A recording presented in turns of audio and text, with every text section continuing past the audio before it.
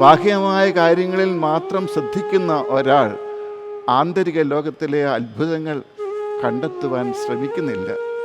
നമ്മുടെ ധ്യാനമെന്ന് പറയുന്നത് നമുക്ക് ജീവിതത്തിൽ ഇന്ന് വരെ അനുഭവിക്കാത്ത ജീവിത രഹസ്യങ്ങൾ, ഇതുവരെ അനുഭവിക്കാത്ത ദിവ്യാനുഭവങ്ങൾ അനുഭവിക്കുവാൻ നമ്മളെ പ്രാപ്തരാക്കുന്ന രഹസ്യമാണ്.